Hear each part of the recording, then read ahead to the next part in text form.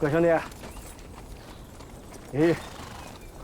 一路上多多保重。嗯。这样。这样。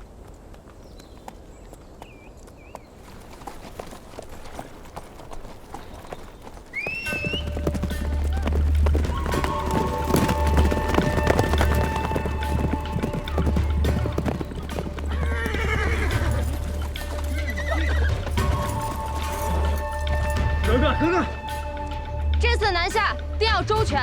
是。山下等候。走。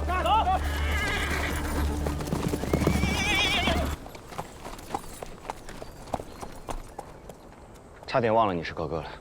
我想送你点礼物，我想来想去不知道送什么，我就送我那素昧平生的白姐姐一点礼物。那也不用。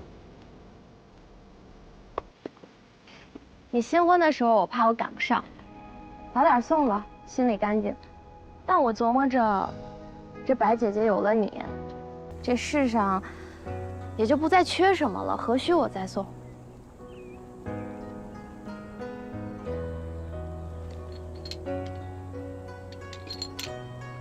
你拿着，你平安，就是我给她最好的礼物。这是王爷送你的，我不能要。我拿着有什么用？我爹入监，我也差点死掉，难道还能来救我？倒是你留着，偶尔想起格格这2个字，就当个乐子，我就不留了。接下来还要跟着四爷跑马帮。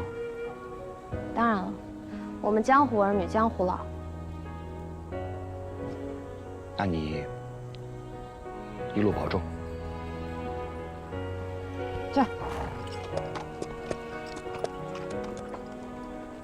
顾大哥，这一年我也读了些书。我跟爹从小四海漂泊，独不会说读书人的话。那也无妨。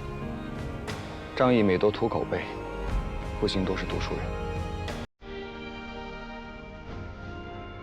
那是负心人的错，跟书没关系。我看书上写，读书人送行的时候都要写诗互赠。我背几句今早读到的诗来送你。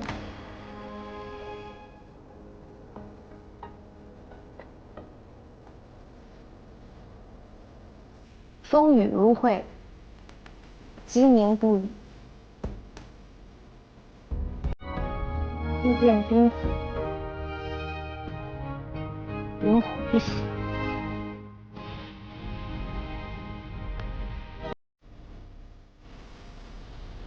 顾大哥，保重。嗯。在。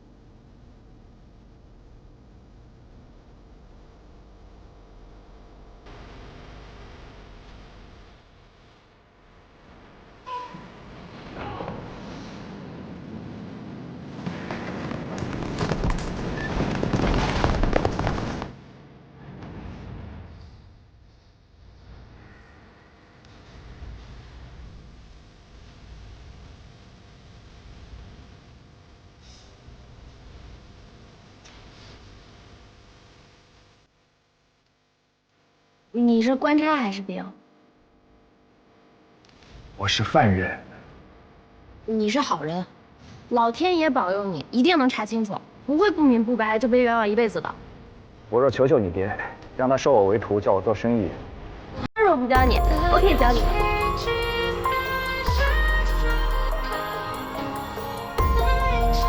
顾大哥，我们俩的命是长在一起的。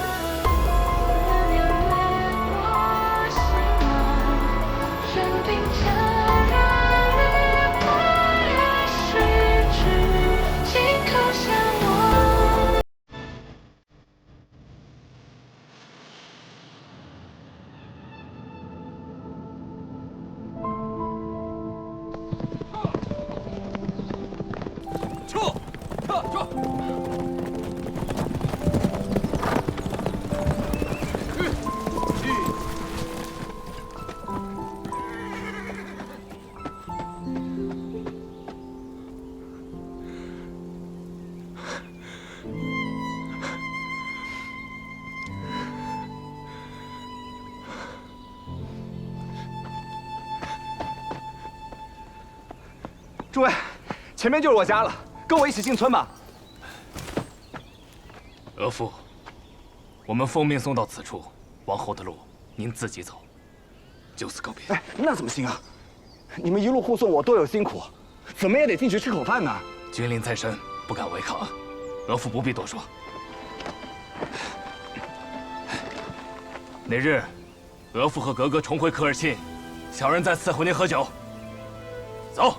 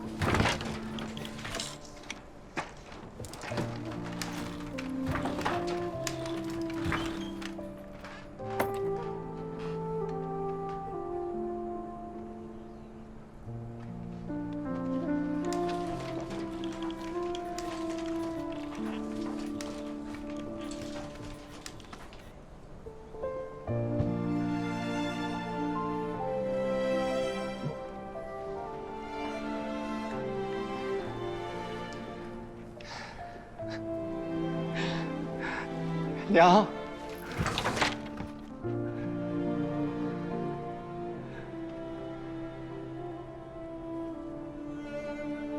娘，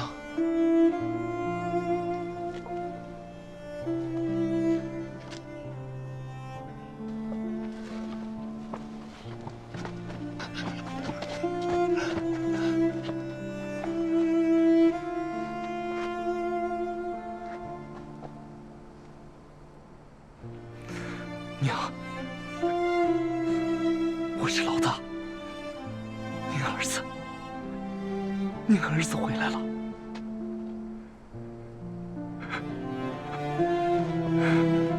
娘，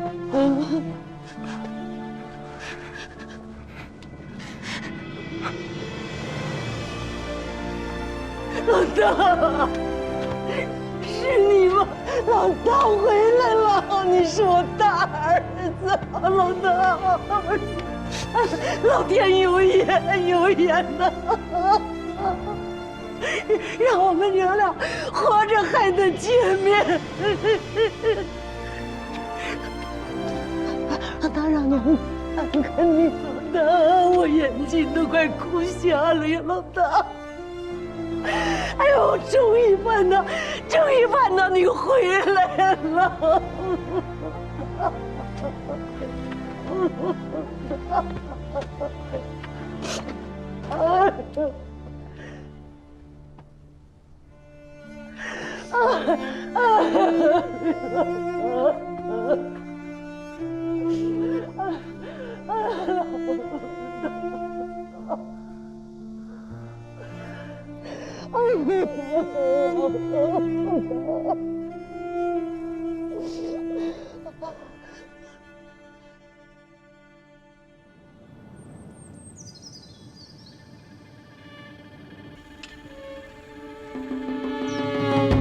搞了8辈子没了，什么世道？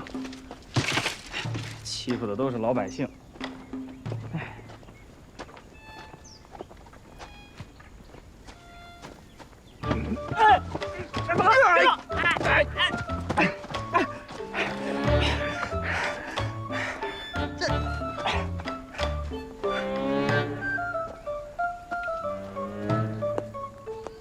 老二，长个了，不认识人了，起来。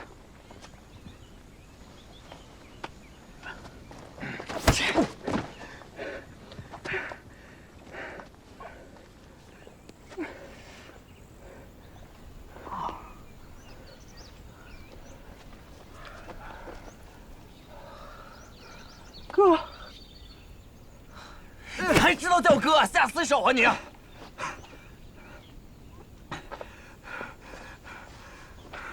你终于回来了！这么多年，我们以为你死了，那所有活都是我一个人干的。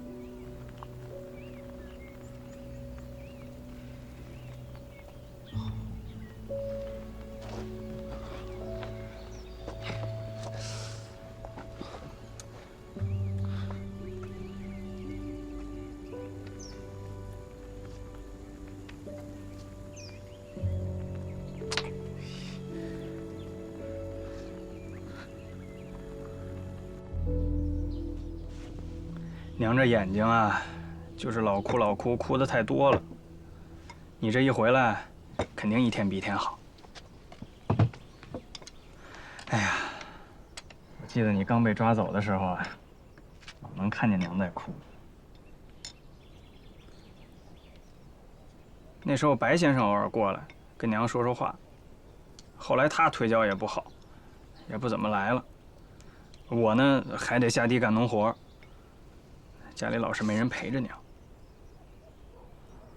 我又不是小孩子，我为什么要人陪啊？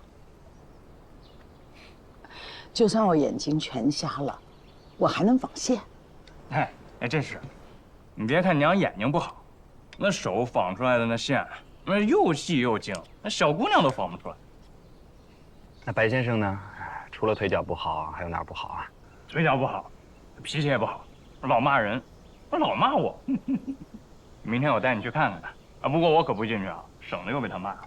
他脾气不好，爱骂人，又不是只有今天。我就记得小的时候啊，书一背不上来，就给他打手心，打到我2个手心都肿了。如果非要说这个世界上有一个人呢，是我一见到就腿软的，那就一定是白先生。你那算好的了，我当年手被打，耳朵拧的都成佛爷了。谁让你不好好背书啊？你要像我似的，那书背得好，还能留在他家吃饭呢。我要是有个白小姐伴我读书，我背的比你好。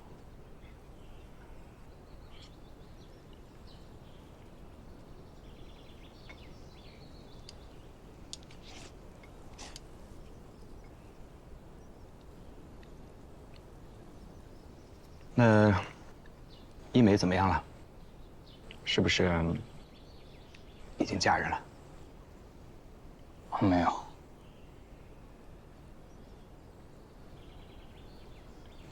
我知道，这些年让她一直这么等着我，苦了她了。这样，明日一早我就去见白先生，给他当面赔罪。不管他是打我一顿也好，骂我一顿也好，总归我落个心里踏实。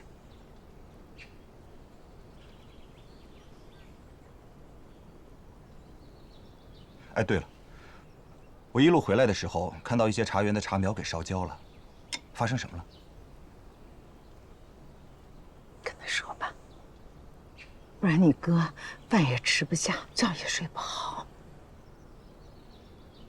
上个月，官兵在这打了一仗，茶园就给烧了，祁门那边也被围了。白小姐被南门军队抓走了。啊？整个村里，除了小女孩、老太太，能干活的女的全都给抓走了。说是什么照顾伤兵、洗衣服，10天就给放回来。可现在都1个月了。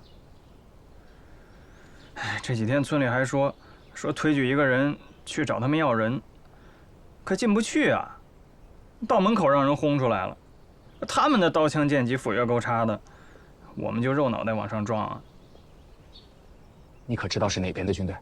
据说是从广西打过来的义军，他们那带头的将军姓李，可厉害了，还说要攻打合肥城呢。那咱们村里打算何时去要人？这不和你说了吗？进不去营门，谁敢硬闯啊？没种。因没被抓，那白先生岂不？老大，你明天去看看他吧。这些年都是老二给他们家送柴担水，因为生死难料，想必白先生也同我一般。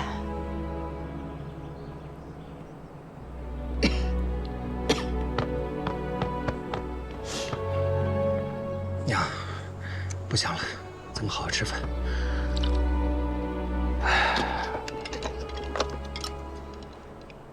既然我这次回来了，我就不会再离开那么久。这场仗总有一天会打完的，我估计不会太久。等战争一结束，我跟老二把茶园收拾一下，我们继续卖我们的茶叶，好好的做生意，好好的生活。娘啊，别想太多，保重您的身体，咱们好日子在后头呢，别闹兵闹灾。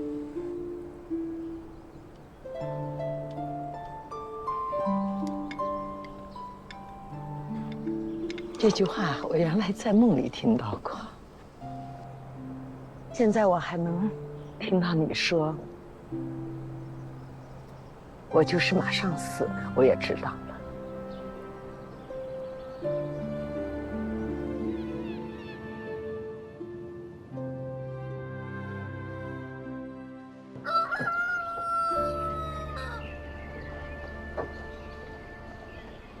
哎哥，我没记得见你挑过扁担啊，这挑的还不赖嘛。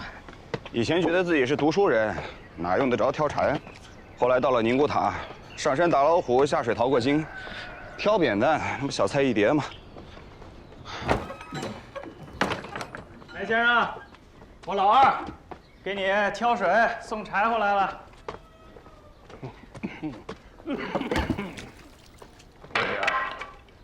挑水就是挑水，送柴就是送柴。什么叫挑水送柴啊？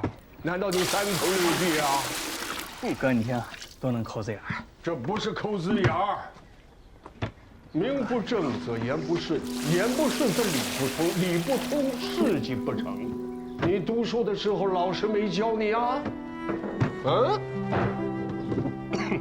白先生，我先走了。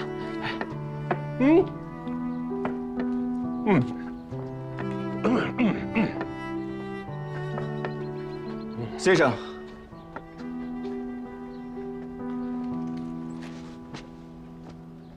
学生古平原回来了，给您问安。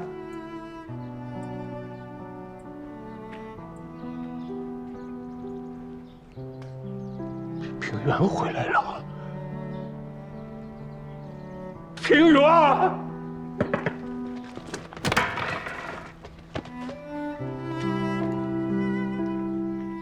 你这小子，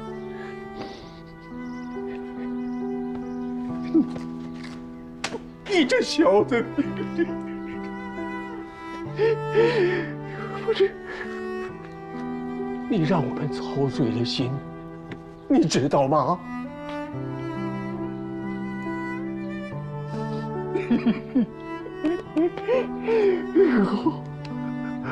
来，快起来，快起来，快起来，快起来！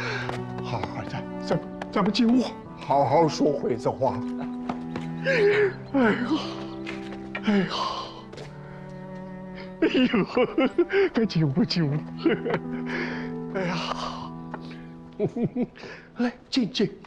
哎呦，哎呀，先生，这真的是一点都没变啊，真好。好什么？我就记得那个时候，你看我个子小，让我坐前面，就坐这儿。那时候我脚都挨不着地呢。哎呦，你天天蹲在我这墙根底下偷听，听到一半就睡着了，还打呼噜。哎，我就琢磨着，是我讲的不好吗？那个时候太阳可舒服了，一晒到身上，不一会儿就睡着了。哎呦，昨天回来的？我娘跟我说啊，你的腿脚不太好，让我和老二今天一早就过来看看你。哎呦，你娘的身体好些了吧？昨晚她见着我，跟她说说话，眼睛能看到点亮了。哦，这些年都是我不孝。你在考场里被人害了，也是命中有此一劫吧？今天能回来，就算功德圆满。哎呀，先生，别叹气了。我听说了，一梅被人带走了，对吧？这全村的女人都被掳走了，我想多半是去做一些缝缝洗洗的事儿。村里不正好要派一个代表去军营里要人吗？我想我去吧。这秀才遇见兵，有理讲不清啊！你不要去，找一个能说会道的。先生啊，我早就不是读书人了，我被革了功名了。我现在能说，也会道。你信我？你这几年确实历练了不少。等我把一梅接回来，我会马上和她成亲。昨夜我和我娘说的是这话，今日面对先生，我一样说这话。先生，您可得好好的活着，我还得好好孝敬您啊。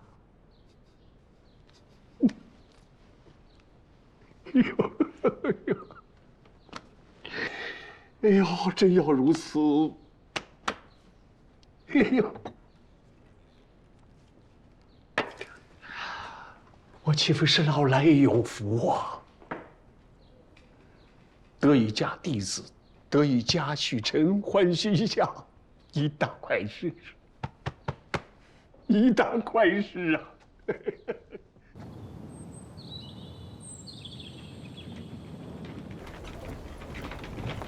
哎，老二，这附近有没有卖麻绳的？麻绳家里有啊。不是，我说的是那种大的，一捆一捆粗的那种。哦，那下面几个村子都种马，去找找呗。你要买多少啊？400、500两银子的吧。？400、500两银子，那是好几仓库的马呀。对呀，有吗？你不要吹牛了好不好？你找几个村子的人跟你一起搓，那搓个3年也搓不出400、500两银子的东西啊。我问你啊，你想不想跟我学着做生意啊？我想啊，可是我只会种茶。这样，从现在开始呢，我就是你老师了。你跟着我多看多听，听不懂的私下问我。记住，千万别在人前质疑我的任何决定。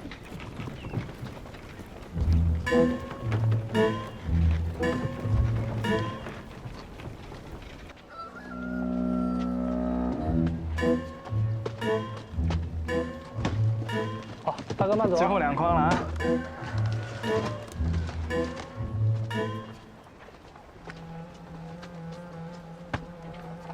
怎么样？你怎么把老黎的镜子给抢了？我买的，咱们用得着。走，卖麻绳去。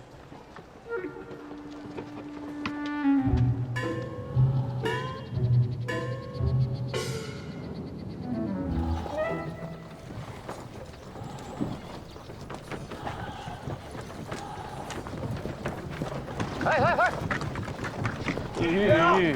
这哪儿啊？就闯，回去。回去？那我这一车货怎么办？带着你的东西赶紧滚！大营之内不准外人进入，不知道吗？小兄弟，叫什么名字？李成问起我来，我也好告诉他，是谁把我轰走的。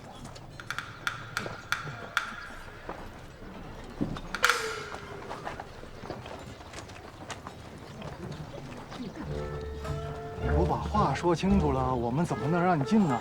我们将军的军令那是很严的。哎，我告诉你啊，我这一车货都很紧急，是支援你们水师用的，现在可不好买呀。不让进是吧？回去。哎呀，别！真是将军让你来的呀。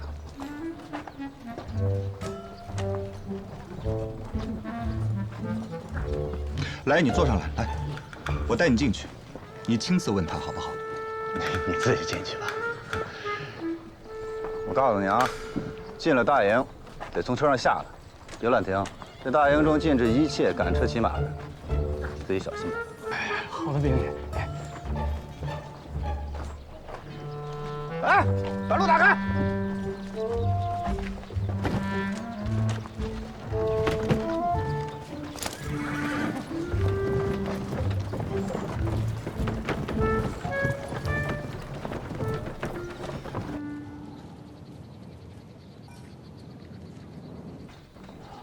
外面有2个人说要见将军，就是他们俩是吧？是，下去吧。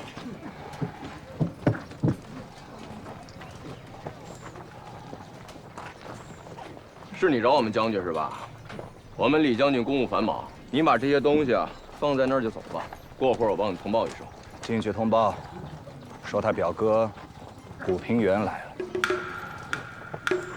没规矩，军务再繁忙，连我都不见了吗？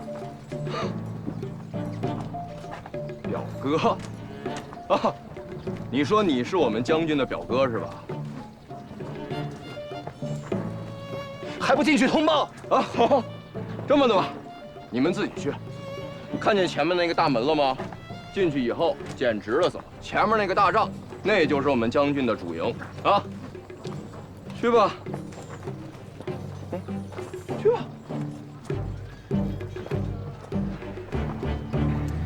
哎，进去慢着点啊！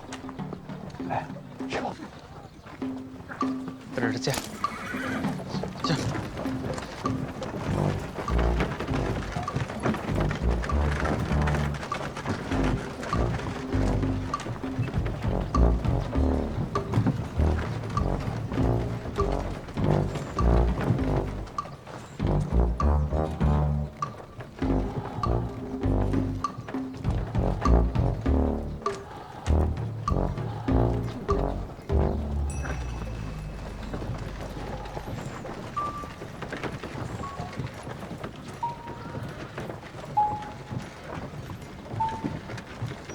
这姓李的带兵带的挺好啊。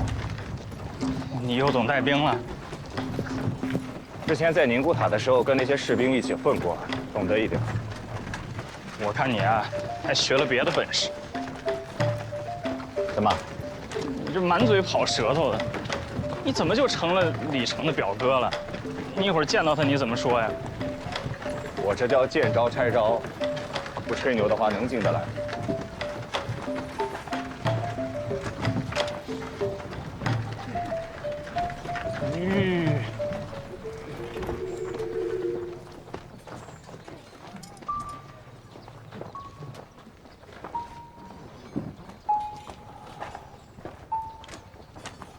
李成将军在吗？古平原报进。李成将军在吗？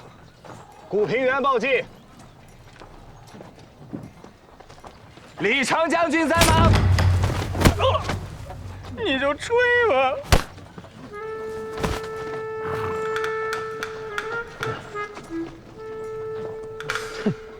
表哥，带走。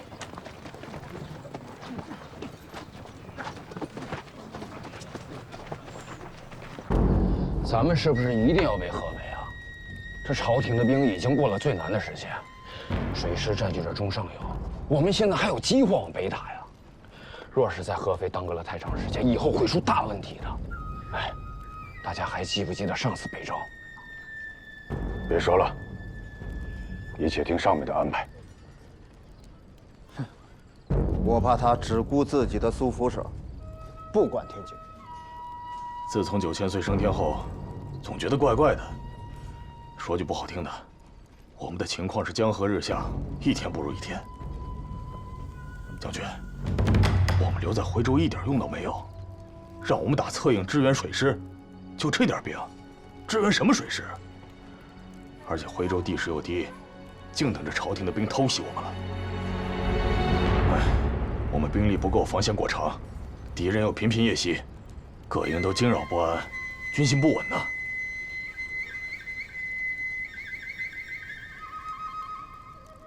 诸位都是从广西出来的老兄弟，我呢自幼跟随义军，从娃娃兵干到了主将。我清楚地记得，诸位与我都发过誓，要覆灭满清。自从跟随了天王，续发起兵，就该知道，不死不休，再无退路了。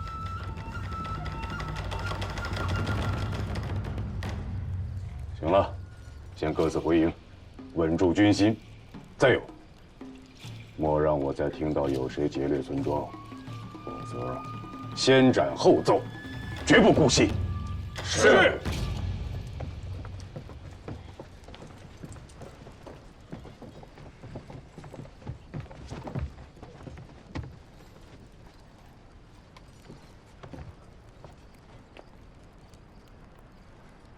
那位将军是？你当我将军半天表哥了？他是谁你都不知道啊？李将军，李将军，你说你多蠢啊！大摇大摆进我军营，你可真是天下英雄于无物啊！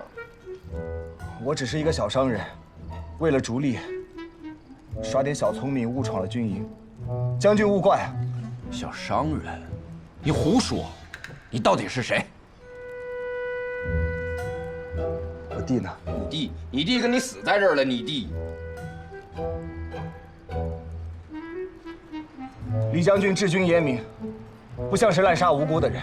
我只是想和你谈笔生意，你放我起来好吗？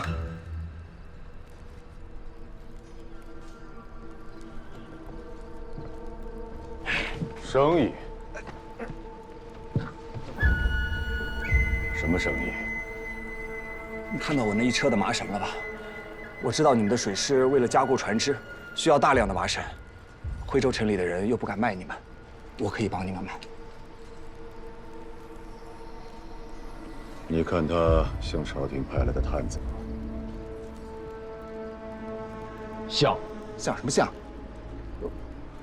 距此地50里有一个山涧村，你们之前把那个村子里的女人全部掳过来了，说是10天之内就可以返回的，现在都1个月了，一点音讯都没有。我就是那个村子的。叫什么？我叫古平原，我自幼生活在山涧村。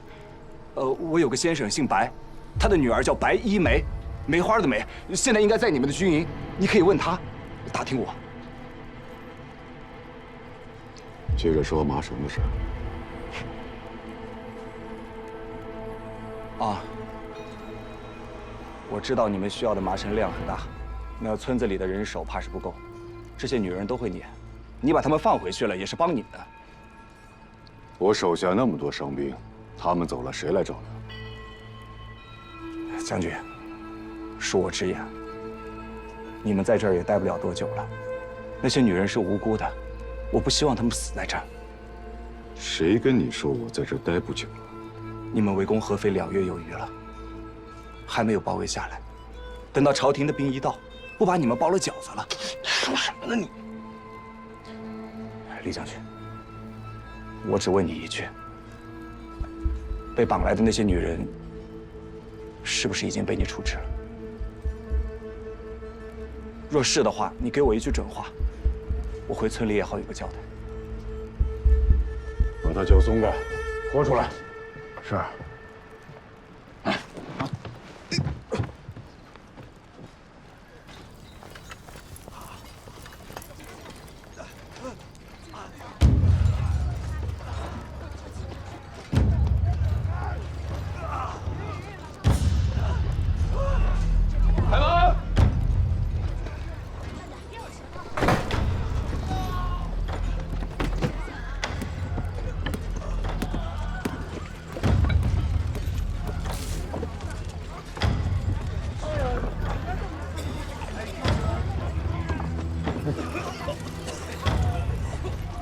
看见了吧？我们义军是分男人和女人的，就算是夫妻也得分开睡。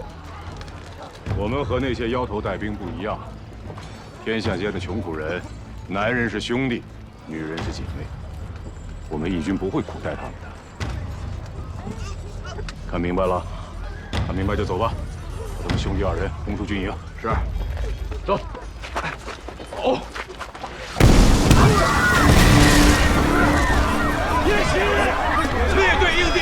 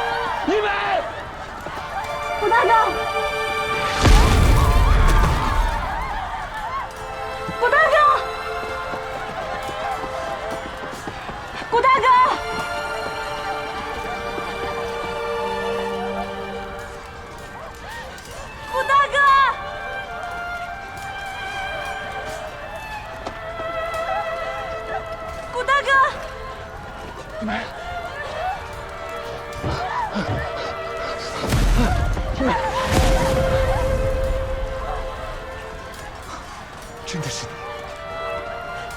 有没有受伤？村子里其他女人，刚才一开炮就都散了。跟我走。他们2个中了箭伤，要隔一会儿喂下水。都这个时候了，你还……那你先帮帮我吧。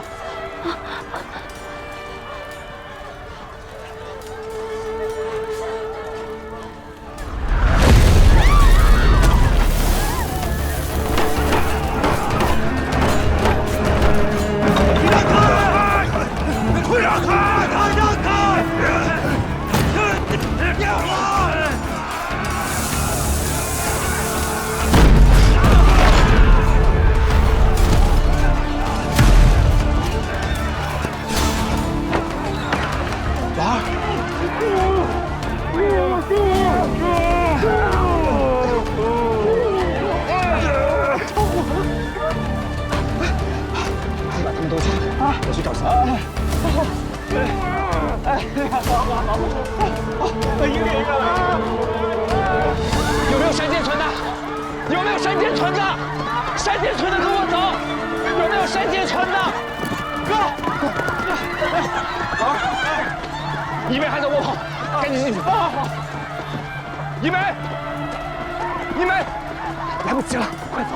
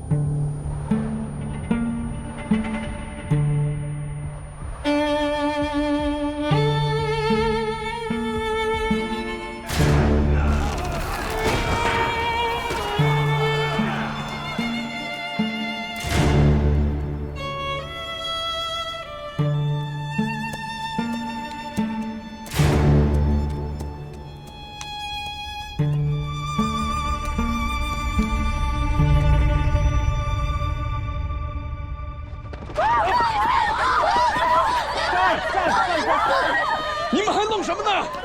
这里面一定有人通风报信，将军都受伤了，都给我查！走，小四，快去看看军医怎么样了？我江兵，我来支援，你们别伤人！停！谁刚才说话？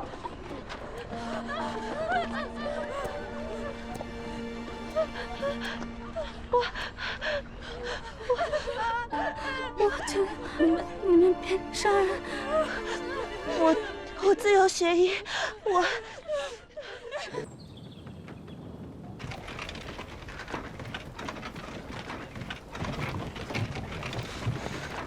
你醒了？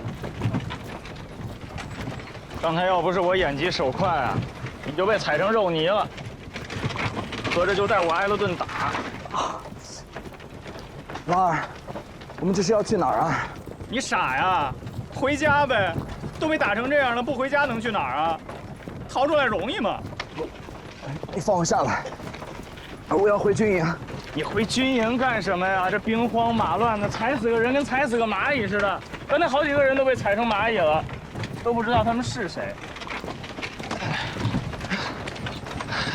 我以后要再信你，哎，你这，哥，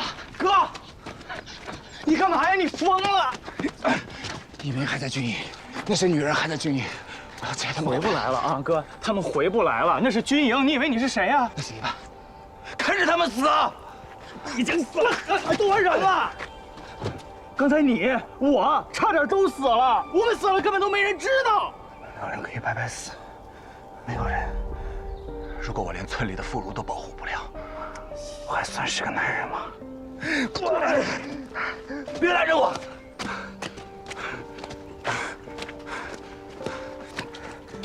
你逞什么英雄啊，古兵员？你这话说的好听啊！我顾老二虽然胆小，但是我知道孝敬咱娘啊。你走了那么多年，娘眼睛都哭瞎了。来兵的时候，娘躲在灶里吃红薯须，吃了3天3夜。我躲在房梁上，我都快饿死了。那个时候你在哪儿啊？那个时候你怎么不说这话呢？你现在回来了，你屁股没坐热你就走了，你把我们娘俩当什么了？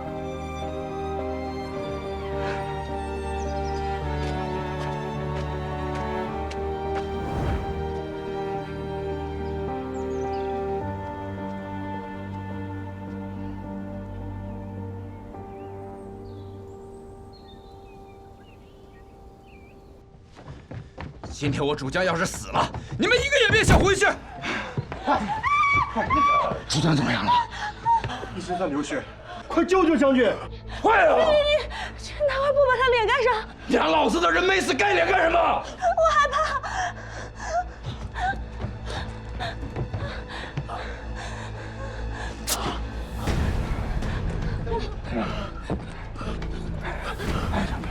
快点啊！你去拿剪刀、酒、金疮药、火盆。快，火盆、酒，快！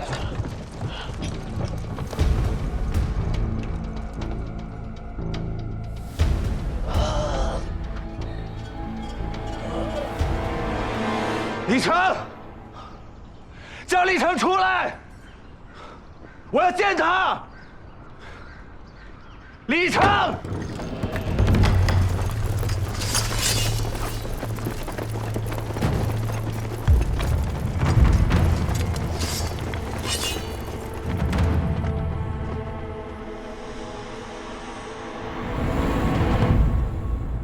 将军，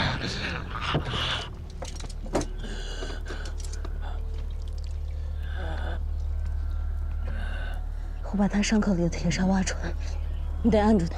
好。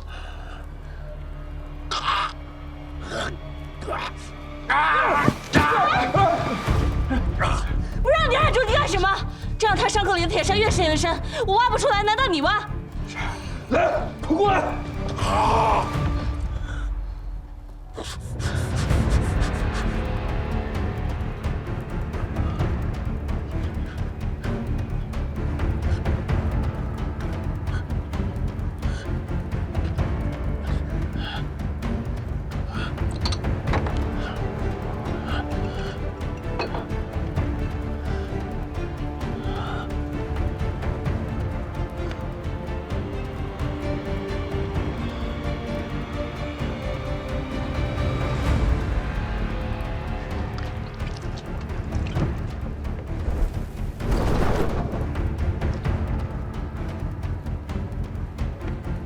我帮你把剑拔出来。别拔，拔了就死。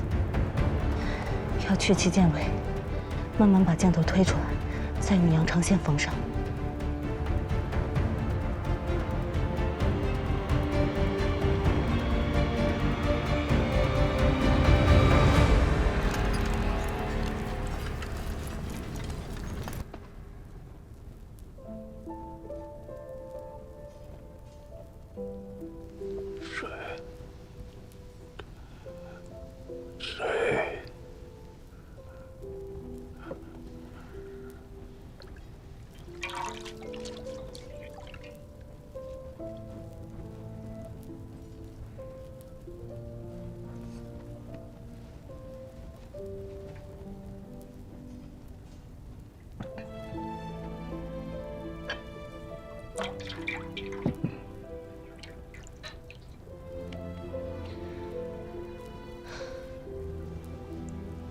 你流血太多，不能喝太多水，吸一下生气。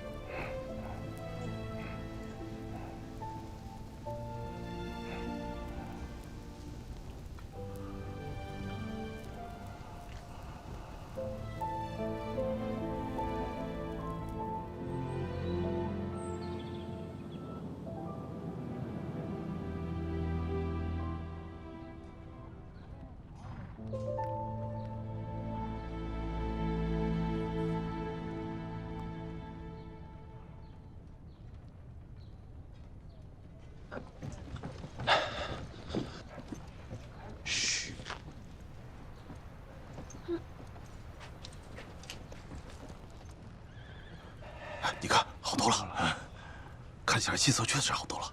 是啊，哎，你可真行啊！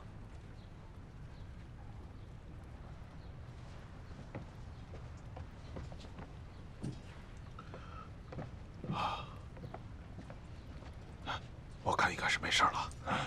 将军接下来得吃好吃的，把身体给补起来。差不多，个把月差不多了。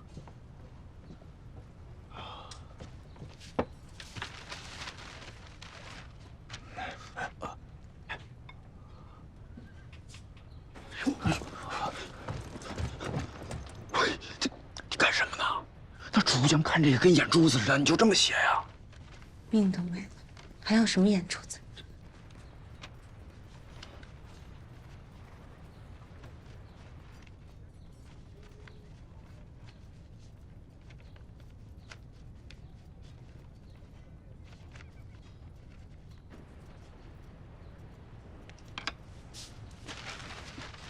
按这个方子抓药，1天1副，3天退烧，心肺也就护住了。走。他们，你们没杀人吧？你把我们当什么了？那手无寸铁的娘们儿，还用得着我们动手？放心吧，一个没动。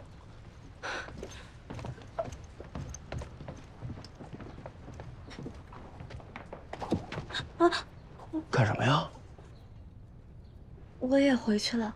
你不能走，啥时候拔了剑，活蹦乱跳了，你这条命才算留下来。看好了。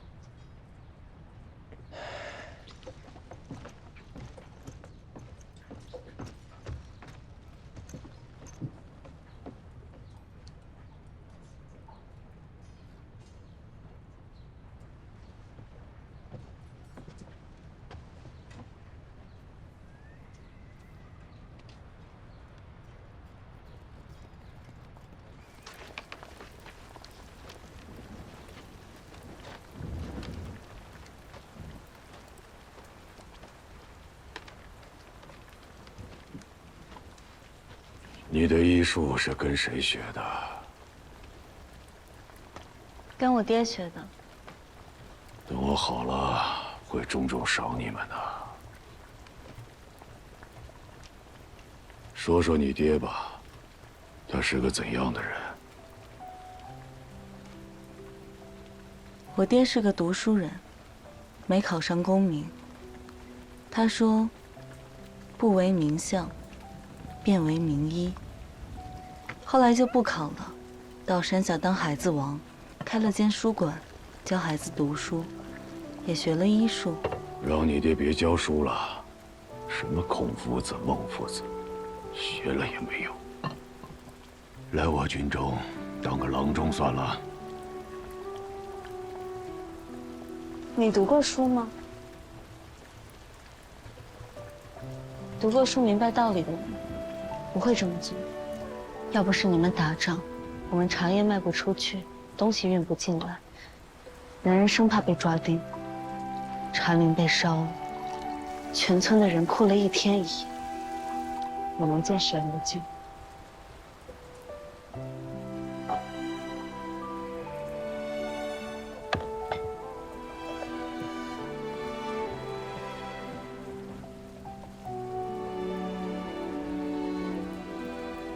喝药，摆在那儿吧。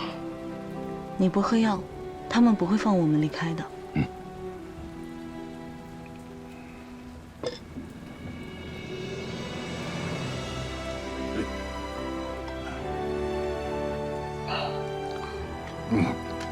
疼。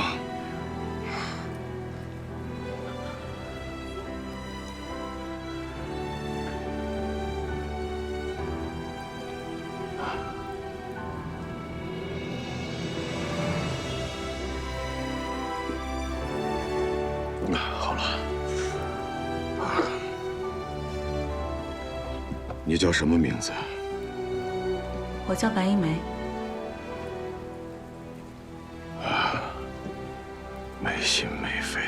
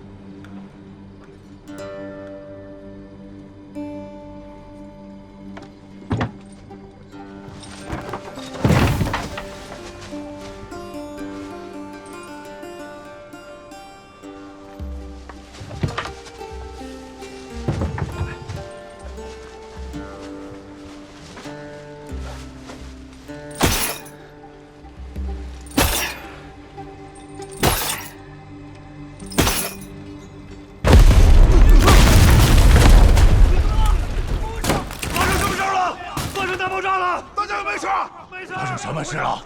来人！一梅，来，跟我起来！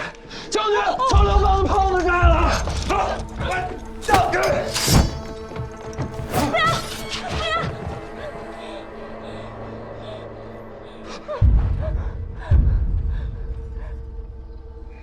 把刀收了。将军，起来说话吧。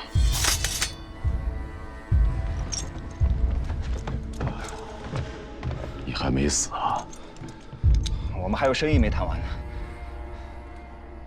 那炮子儿是你点的，狗脑子还挺聪明。你跟白小姐是什么关系？我们之间有婚约。哦，你私自闯我军营，本该死罪，可是看在白小姐的面子上，你走了。走。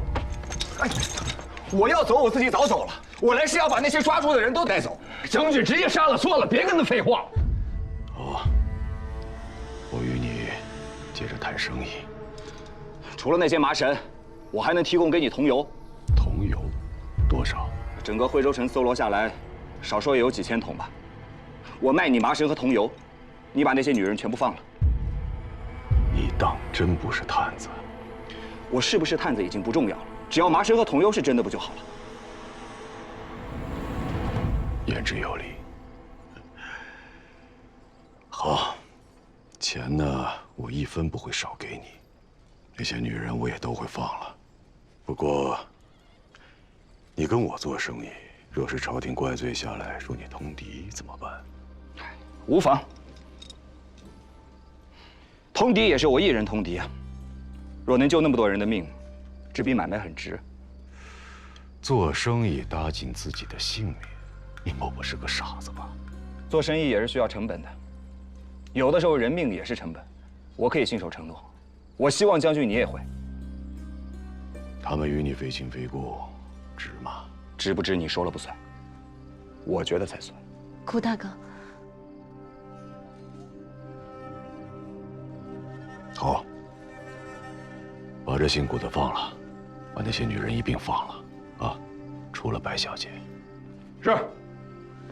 李成，白东，李成，我的意思是所有女人，包括白一梅。顾大哥，李成，你儿无信你，李成。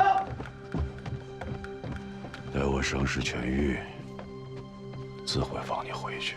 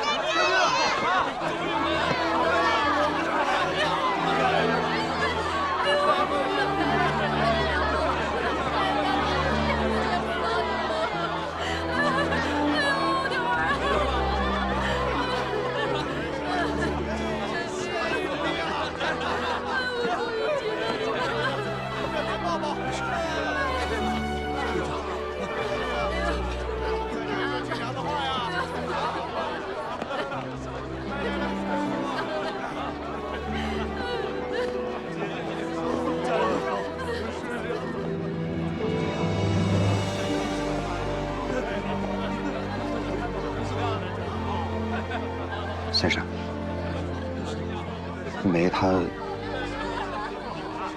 在军营替人疗伤，要过几日才能把她接回来。媳妇儿啊，媳妇儿，这，哎呦，吓死我了！只要我一起上村，就一定会护她周全。您不用太过于伤心。您为太平圈不做乱世人呐！我要是死了就好了，我要是死了就好了。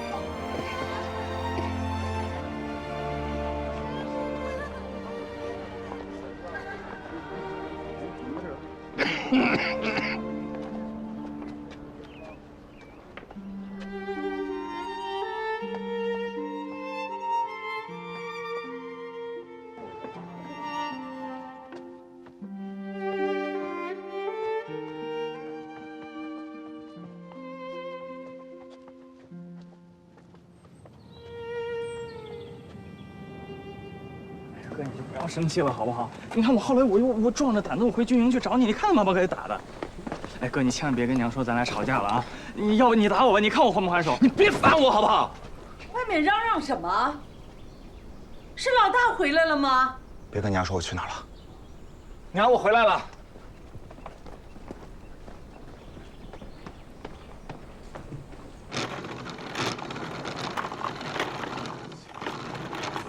娘，我回来了。娘，老大，你总算回来了，你真的担心死我了。老二说你这几天跑到城里去做生意了，我说你刚回来，你胃子还没捂热呢，哪来的生意可做啊？哦，我城里有个朋友，让我进一点麻绳啊、桐油什么的，我就想着赚到了钱，把咱们家房子也翻修一下。这兵荒马乱的，难为你有好朋友。是谁呀？你让他到家里来坐一坐啊？姓李，叫李成，那个广西人，也是刚来安徽的。他这人挺好客，所以多留了我几日。你在唬我你？帮朋友的忙不能收钱，咱心要放正了。没哄你，我跟他合伙做生意，也没拿他什么钱。我儿子要过上好日子了，我们这个家要兴旺起来了。娘，我再跟你说个好消息啊，现在全村的女人都放回来了，但是一梅呢要多留在城里几日，她要给人治病，等她一回来，我就让她过来给您磕头。那你赶紧去告诉白先生啊！娘，我们跟白先生说过了。这几年，这个孩子跑我们家是最勤的。你看我身上的大褂，还有老二的鞋子都是他拿的。你要好好待他啊，不然我不答应。你说的哪儿话呀？我也不敢呢。你喝口水吧。对，娘，下午我和我哥还得出去一趟，我们订了200棵茶苗，得拉回来。哦，对了，时间不等人，拉回来了就得马上种上，争取在清明之前再收他一茬。想想我真的老了，我一直把你们俩当孩子，一转眼2个人就是大小伙子了。你就记着那个样吧，反正到什么时候，我跟老二在你面前都是孩子。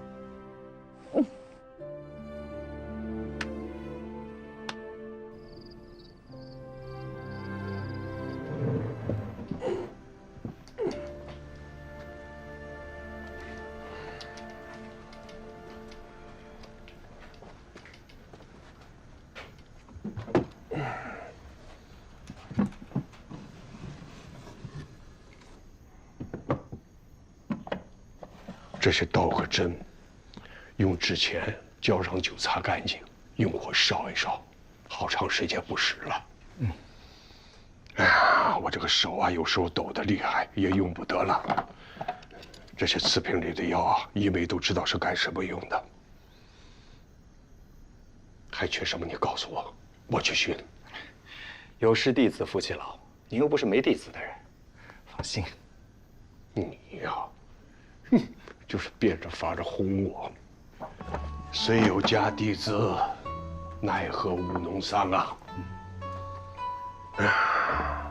老师是个没用的人。陶渊明说：“误入尘网中，一去30年。”谁说非得做官才能有成就啊？有些老话得改改了。等把一梅接回来以后，我打算好好的整顿茶园。下午刚和老二买了些茶苗回来。这天底下，甭管谁打仗，总得有人喝茶吧？您就等好吧。我倒有个炒茶的老朋友，在对面山上中和村住，姓廖，你们可以去请他。早些年他来炒茶，你娘和评委也见过。好啊，我正想学炒茶呢，可以拜个师。廖老头脾气倔得很，我不盯着，怕是他都不教你。说起来这几年战乱，老廖也好久没来炒茶了，也罢，他若是不教你啊，我就拿这个拐棍啊打他这个屁股。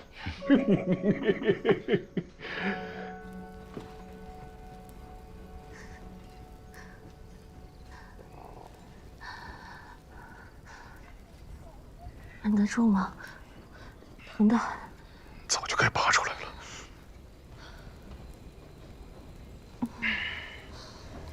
这儿得用药，先把皮肉咬掉。要，往往试试一把，血分出来，人就没救了。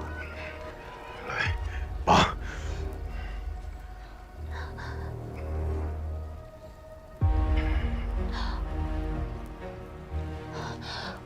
我下手拔了，你要不要找个东西咬上？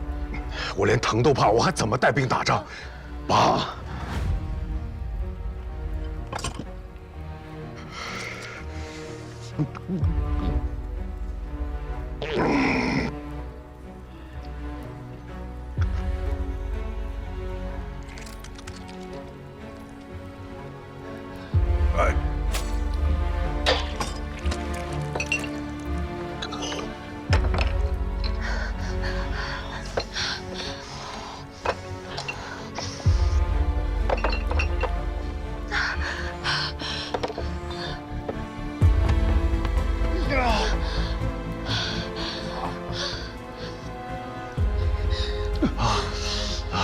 老黄，是司令，我已经跟手下人交代过，不管怎么样，都会送你回去。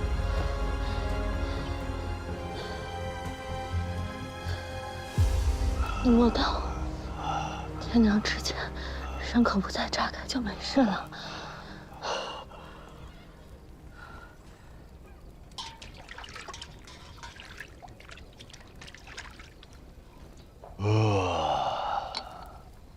头回觉得喘气儿还能这么舒服。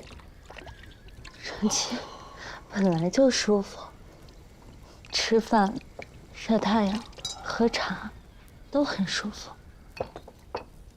我真是不明白，老天爷造了人，又在地上长了庄稼，长了果子，让人解饿，又长出棉花，给人取暖，为什么要杀来杀去的呢？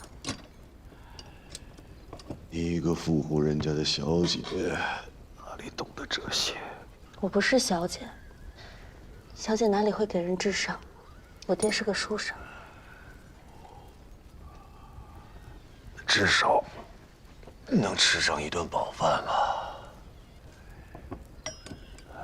在我出生的地方，女孩还没长成就叫人买走了，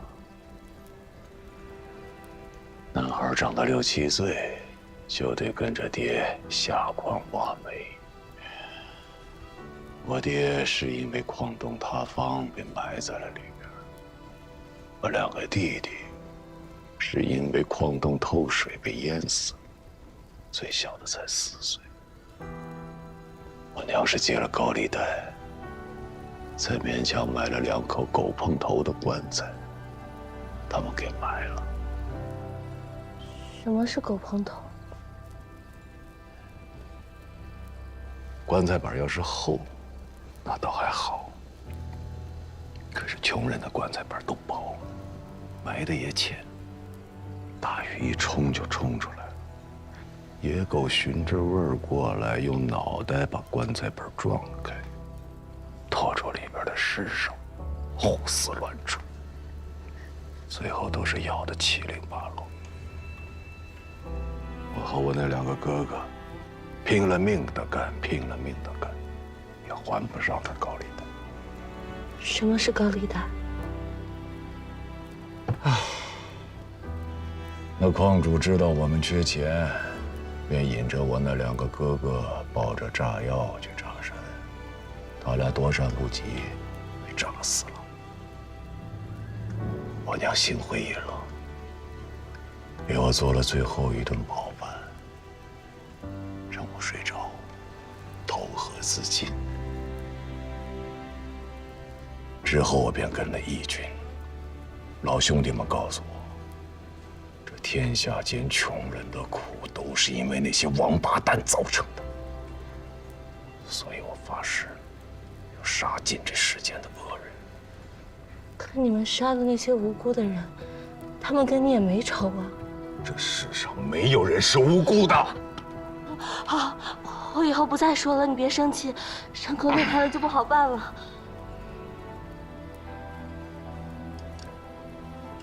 这次委屈你了，回去的时候我会重重赏你的。有什么委屈的？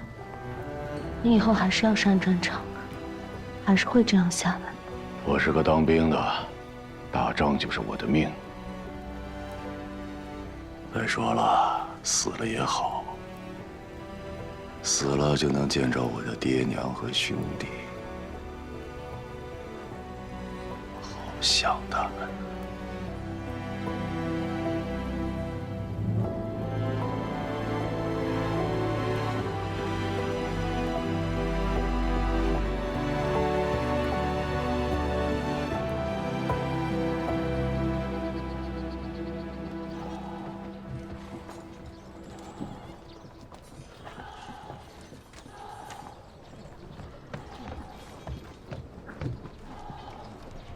一梅，顾大哥，你爹让我把这个给你。哎，你爹怎么说？他让你尽早回去。你还好吧？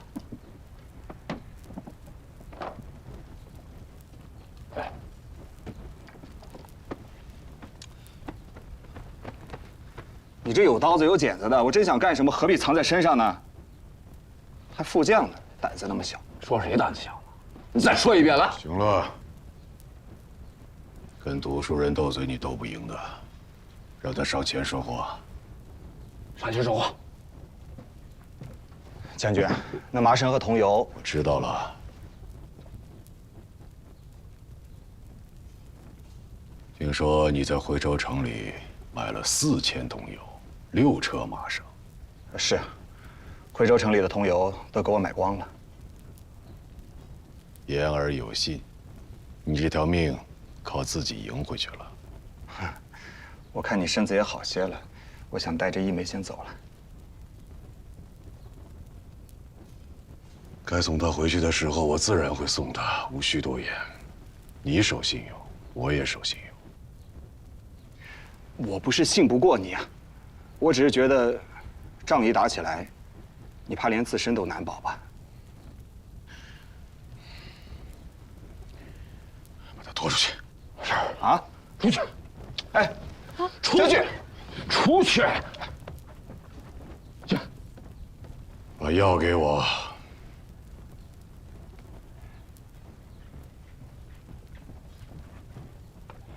将军。哎呀，但说无妨，他个木头脑袋，什么都听不懂。将军，其实这几天，外面的其他营的兄弟们也一直问咱们什么时候办油。哎，有什么好问的？上峰的命令是让我们在这等船把人运过来，我现在船影子还没见着呢。可外面都说咱们的水师被朝廷给击退了。胡说！将军，啊，你这话听谁说的？这我投回来的老兄弟们说的呀，说咱们水师反水了，这不是传闻，是真的。你看这风声传得多快啊！将军，咱们是不是成孤军了呀？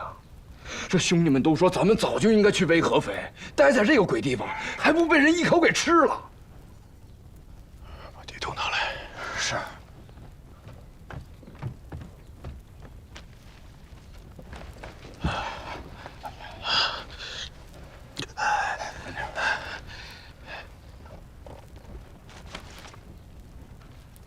谁在我地图上写字了？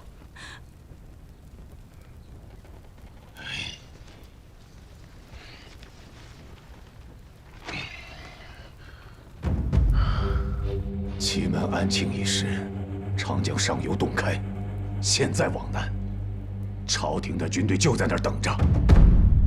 你们但凡存一点后退的心，全军覆没，如何交代？那就打合肥。对呀，将军，打合肥吧，打合肥吧！打合肥上面没有派遣我们，让我们守在这儿，是给攻城部队缓解压力的。我们要是撤走了，朝廷的军队席卷，一下子把包围合肥城的义军反包了饺子，这个罪过谁来顶？我来顶。你顶？你有几个脑袋？将军，水师不会来了，我们就在这儿等着，人家马队来了，一个冲锋就把我们全都赶到长江里喂王八了。我们还不如去合肥加把火，攻下城来，大家发财。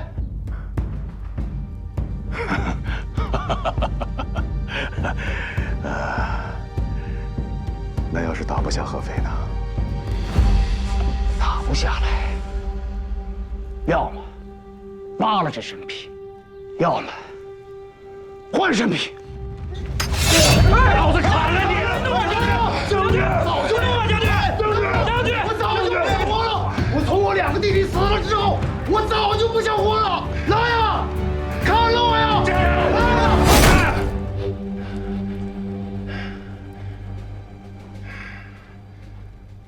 水师的事情我还在查。倘若水师真的败了，我即刻拔营。可在此之前，你们谁要是再蛊惑军心，老子一定砍了他！我知道，仗打到今天，大家伙心里都憋屈。可是做人都不肯活，做狗你们就舒服了吗？若是只为吃一口饱饭，你们何苦加入义军？何苦提着脑袋打仗？刚才说那些话，